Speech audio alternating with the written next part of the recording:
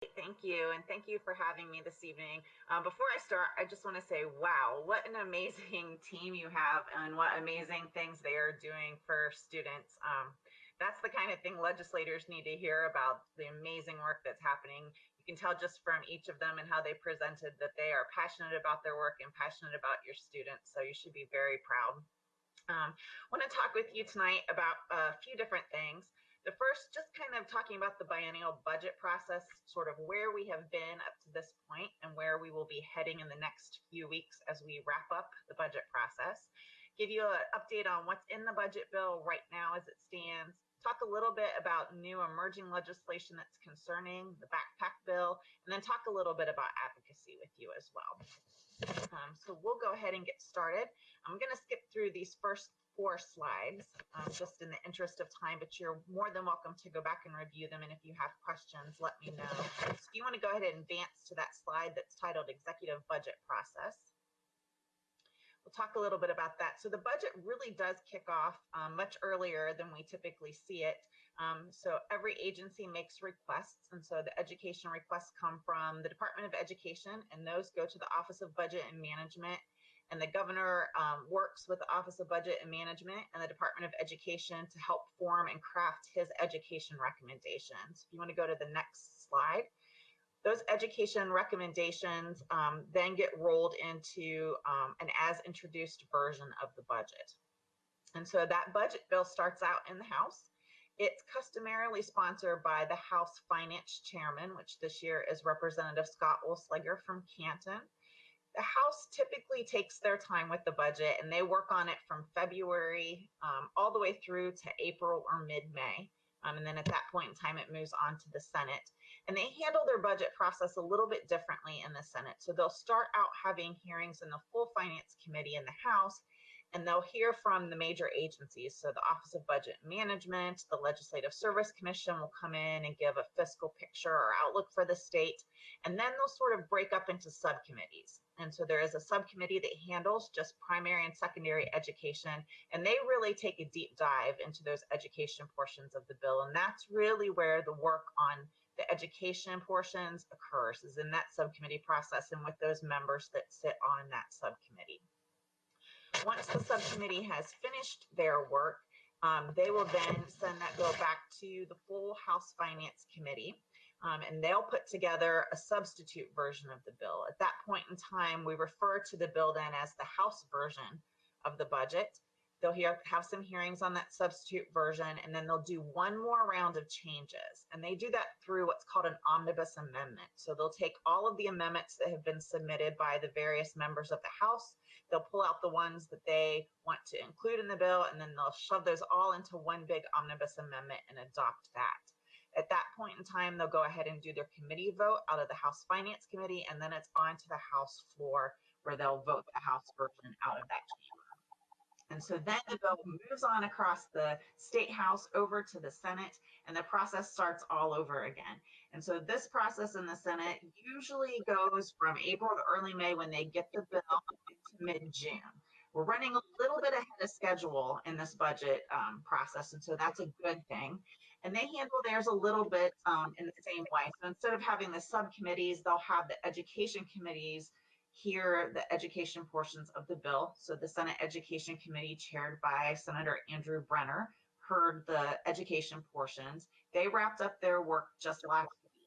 And so now they have moved on back to the full Senate Finance Committee, and they're having hearings this week. The hearing on the education portions occurred yesterday. You had great representation from your coalition at the committee. In fact, Senator Dolan sang their praises and said that the committee is well aware of the unique fiscal situations in your district because of the work of board members that have testified, your superintendent, and then of course members of that coalition. So you have done a great job of sharing that information and making sure that they're informed. And so then once they finish their work, they will do a substitute bill. We are hearing that the Senate will unveil their substitute bill around June 1st or 2nd. So we're just a couple weeks away from seeing what their plans will be. And then again, they will have the omnibus amendment as well. So another round of changes will be coming. and then they will have their committee vote before it goes to the floor for a full vote of the Senate, which their target date to do that is June 10th. So we're heading down the pike, but there's still lots of opportunity to engage. Once the Senate takes their vote, they're going to send that back over to the House because they're going to make changes in the Senate. And the House will either say, yes, we agree with you, or no, we don't. I have never seen a budget bill where the chambers agree. So I'm pretty sure that they will say no. And then that heads us into a process referred to as the Conference Committee process. The Conference Committee will be made up of 3 members from the House and 3 members from the Senate, appointed by the Speaker of the House and the President of the Senate. The very first piece of business for that conference committee will be deciding which version of the budget they will work from. They will select either to work from the House version and make changes to that, or they'll work from the Senate version and make changes to that version. So that's the first step in the process. Then we don't hear from the conference committee again for a while. All of the work on that conference committee report happens behind the scenes. So a lot of conversations between the Speaker of the House, the President of the Senate. They'll confer with their minority leadership in both of those chambers, as well as a lot of conversation with the governor. And they'll start to kind of see where they can work together on issues and what they should put in that final conference committee report. Once they get that report, they'll sort of read through all of the decisions that they have made, and they'll take a vote on that conference committee report. Once they've done that conference committee report, that report goes simultaneously to both the House and the Senate floors, and they have the choice to vote it up or down on that report. They don't have another opportunity to make changes to the bill at that time. And then the bill will head to the governor for his signature. The governor has some ability to make changes at this point, and so there will still be time to engage. Move forward to the next slide. The governor does have line item veto authority because this is a bill with appropriations in it. So he can choose, rather than just signing the bill or vetoing the entire bill, to carve out certain portions. So if there's something in the budget, once it comes out of conference committee and that report is accepted, we still have the ability to advocate for change and to advocate for the governor to use that line item veto authority. And so then there are 2 different effective dates in budget bills. Usually the funding portions are effective immediately, and a lot of the policy measures will be effective in 90 days. So again, we'll have an ability to do a referendum if there is something in that budget bill that is problematic for districts. So that's where we are with the Senate budget process. Of course, in terms of school funding, House Bill 110 is the budget bill this year. And the House has chosen to go with the Fair School Funding Plan, which we are excited about. It is different, though, than what we saw in the last General Assembly with House Bill 305, and earlier this General Assembly with House Bill 1. There have been some modifications. It remains largely intact, though, so we still see that it's a 3-step process for funding schools, really taking into account the unique needs of students, districts, layering on those categorical amounts to help with the unique needs of students, and then calculating a state and local share that takes into account both property valuation and income for every district. The bill also calls for some studies in some additional areas such as economically disadvantaged students and preschool education funding, really doing what's needed for students in those 2 areas. And probably one of the most exciting things, and one of the things I know your district has long advocated for, is direct funding of those school choice options. So no more deductions. That's something that we have also been advocating for, and I'm very glad to see it in this bill and hope it remains in the Senate. The bill, though, does establish a general phase-in over 6 years for almost all of the different funding amounts. So you're looking at about 16.67% in the first year and about 33% in the second year of the biennium. It does, however, eliminate the original Fair School Funding Plan's priority to pay upfront full dollar amounts for disadvantaged pupil impact aid and ESC funding. Those are being funded in a little bit differently. So when you look at that, the DPIA is slated to be funded at 0% in the first fiscal year and 14% in the second year of the biennium. We have asked for that to be brought up to be on par with all of the other components, at the very least, if not being fully funded, because we know that those dollars make a difference. Also establishes a temporary guarantee for districts. I think about 93 districts would see a loss of funding in the beginning of the phase. So really look at 3 pots of money that districts are getting now. Their foundation aid before the state reductions were made during COVID, the student wellness and success funds that districts are receiving today, and then some districts are receiving that enrollment growth supplement if they're seeing student numbers go up. So when you combine those 3 pots of money, no district should be receiving less than that over the course of the next biennium under the House Bill 110 as it stands now.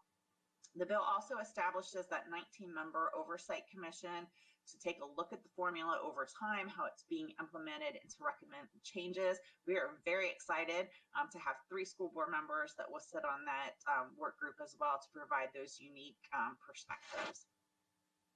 In terms of the student wellness and success funds that the governor proposed in his as introduced version, it maintains the dollar amount that was in there of the $1.1 billion, but it reappropriates that and redirects it to be spent on the base cost components of the Fair School Funding Plan, as well as the DPIA.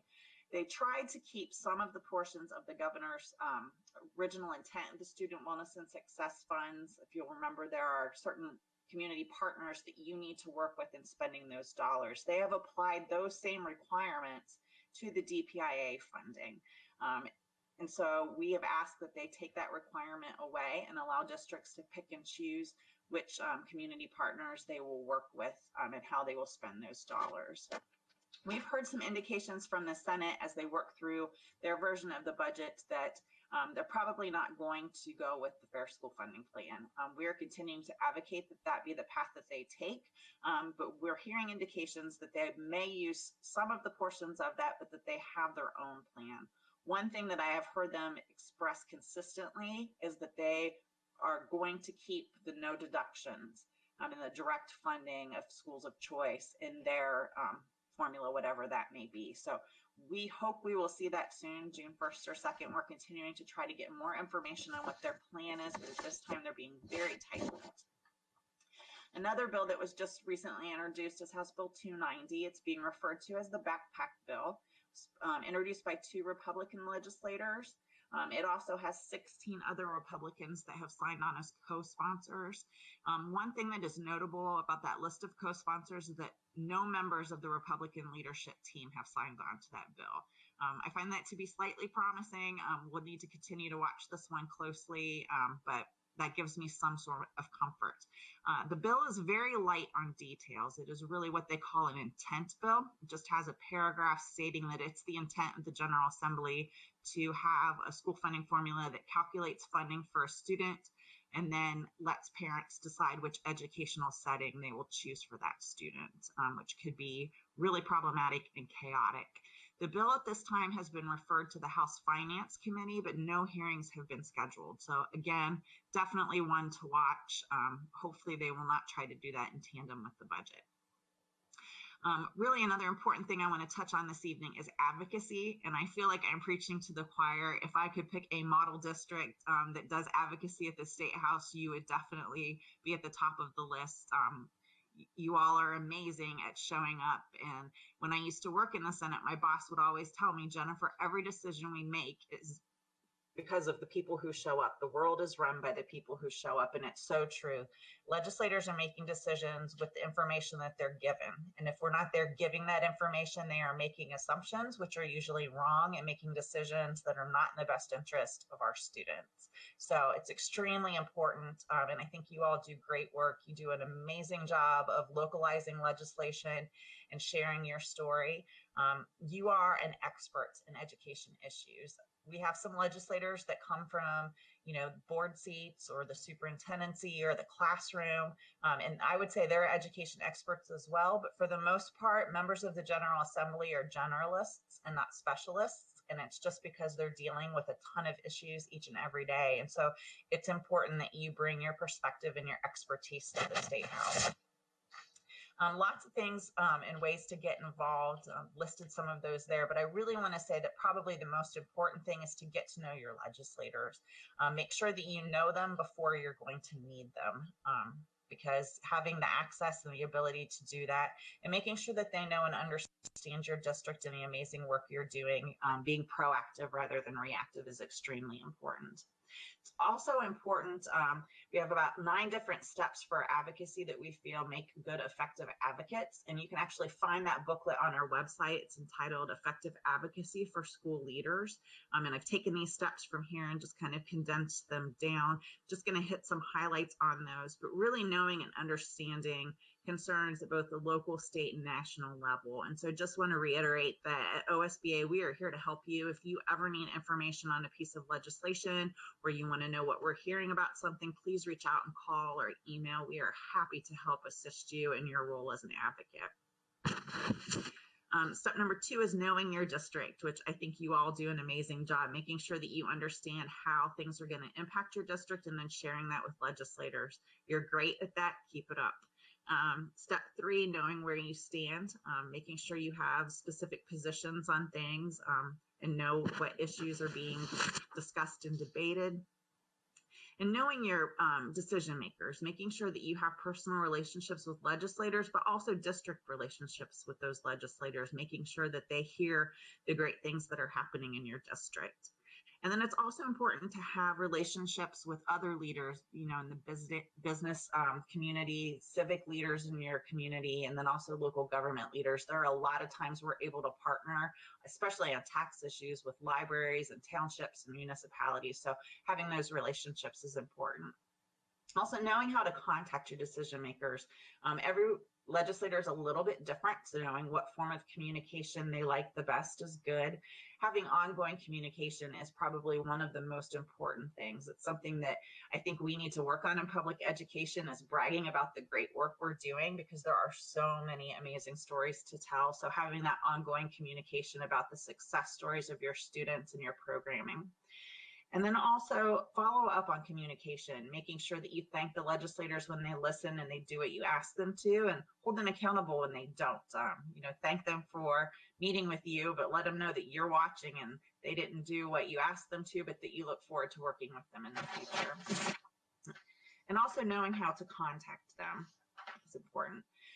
Also knowing the calendar for decision making, which we've talked about tonight with the budget bill, just knowing where those key pressure points are and the ability to make the change.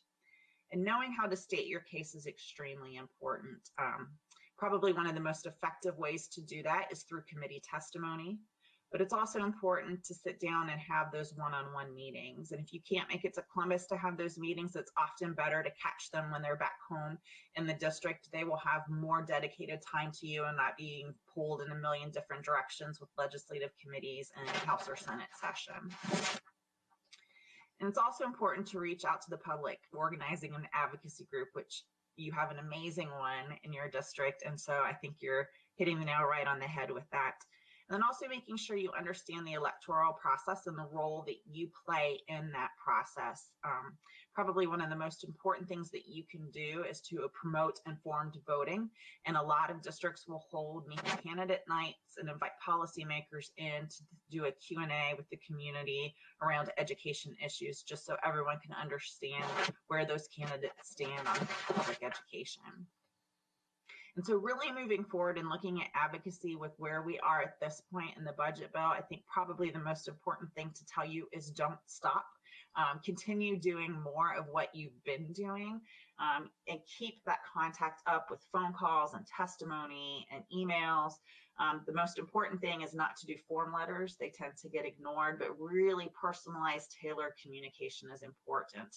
And not just focusing on the Senate at this point, even though that's where we are with the budget bill, but really taking it back to the House and reinforcing the communications that you've already had with those House members, making sure that they are prepared and with you going into the conference committee process, and then also having communication in the governor's office and sharing your story there with the governor, and then also the governor's policy folks, to make sure that as they enter those conference committee discussions, they're well informed about your district situation and your thoughts and feelings on the budget bill.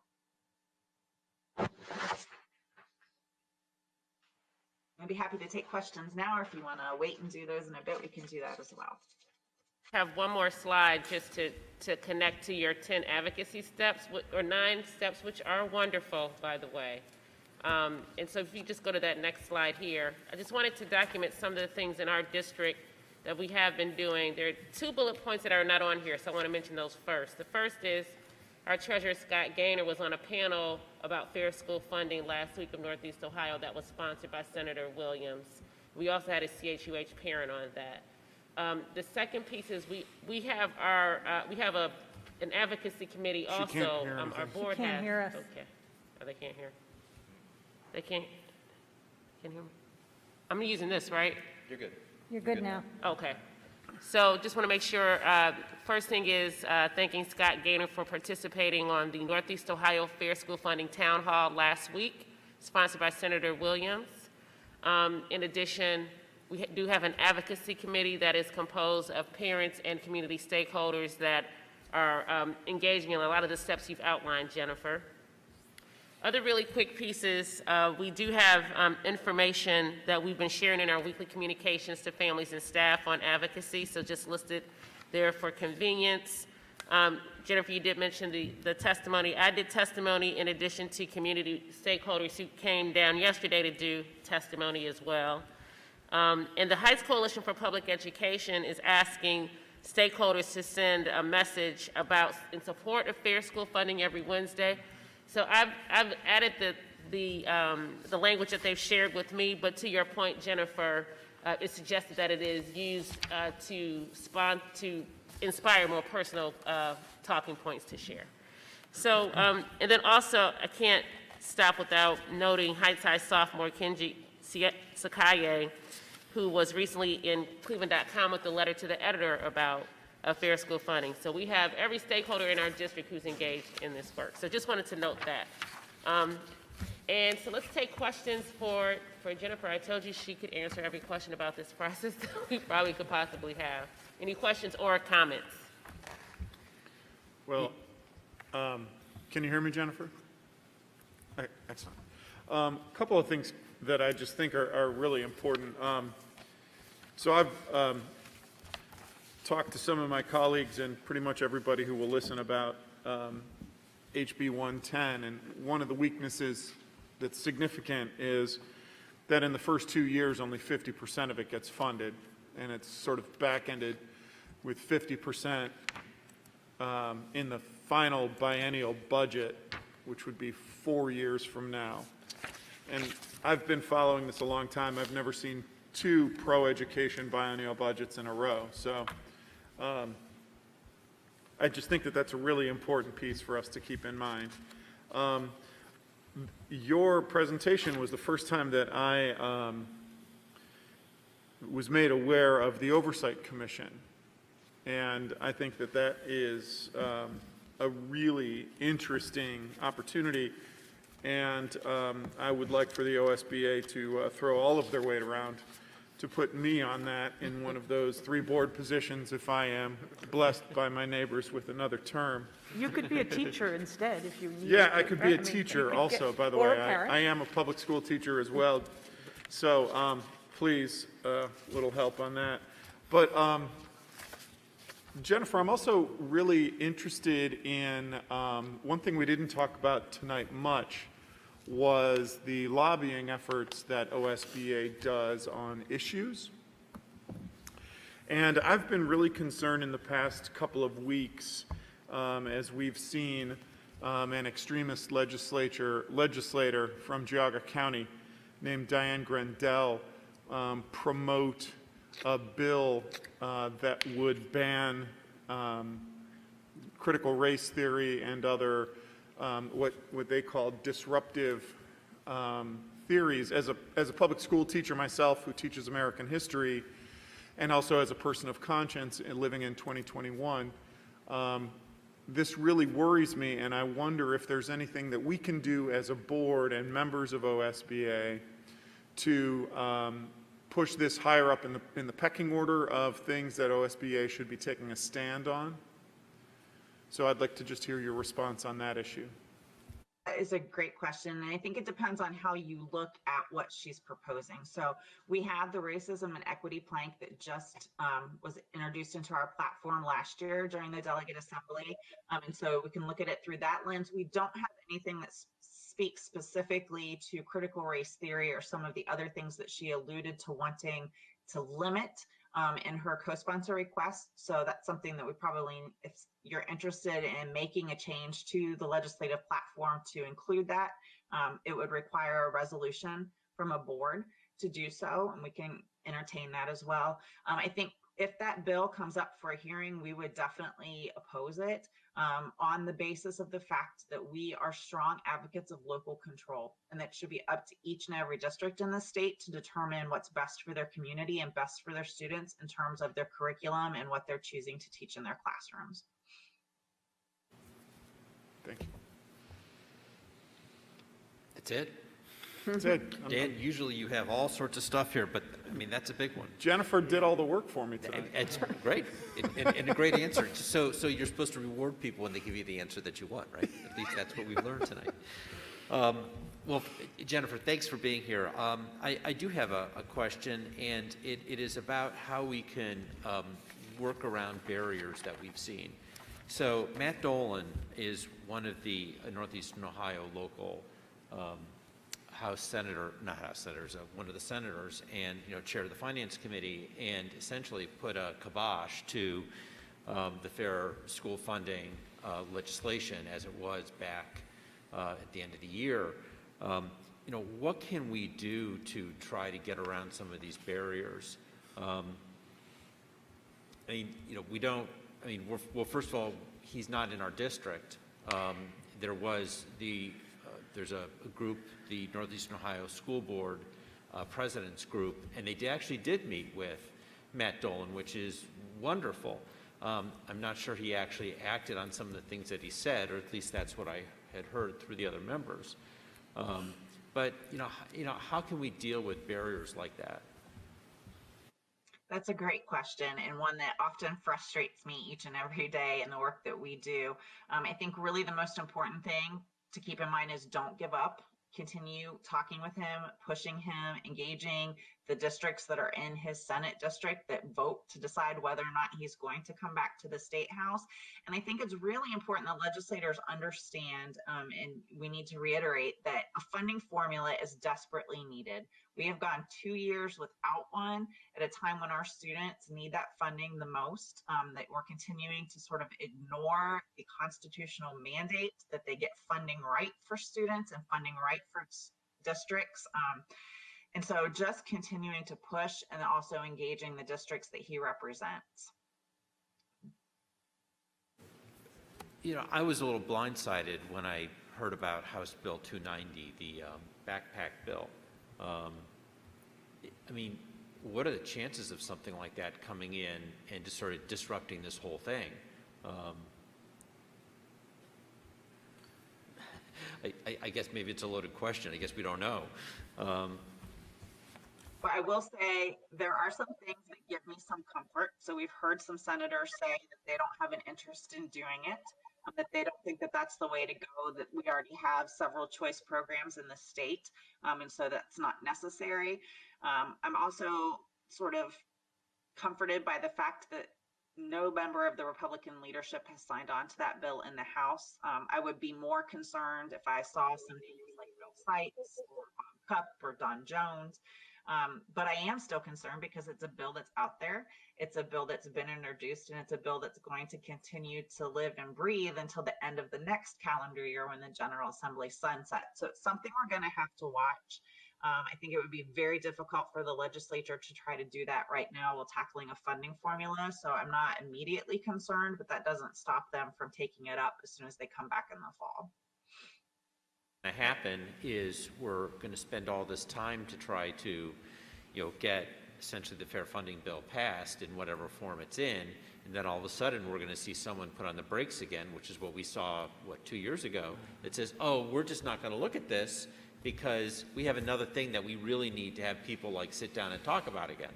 Whereas there was thousands of stakeholders working on the fair funding piece of both parties, bipartisan. No bill is perfect, obviously, and some people sort of whine a little bit about this and whine a little bit about this, but it points us in the right direction. And that's one of the things I know Dan's concerned about, that it's not fully funded until 6 years and has got to go through multiple other budget cycles. But at least we've got a path that we're on to see some kind of relief. And it's not the perfect relief for us, but it's relief that'll certainly be helpful. Right, and that's next on the book. Tinker with it along the way if that needs to occur, but getting it on the books is what's extremely important now. Jennifer? I just wanted to thank Jennifer. Hi, Jennifer. I'm Jody Serini. I know we have exchanged many emails, and I appreciate all of the work that you've done for us. And I also appreciate the fact that you helped us introduce some ideas we had into the legislative platform of OSBA. So I just wanted to thank you for that. And I think you know this district well enough that we would be happy to be down in Columbus anytime we need to be there to be providing testimony and to make sure that our story is heard. We're clearly in a unique position, and we're uniquely affected by a lot of things that we've been told are unintended consequences. Well, I'd like to make sure that that gets turned around. So thank you. Reiterate, if there's anything that you feel like we can do as a board or a community, please reach out to us. We're very fortunate that we've got strong advocates that live here and really believe in public education, and it can't be harmed, which is what we have seen over and over and over again.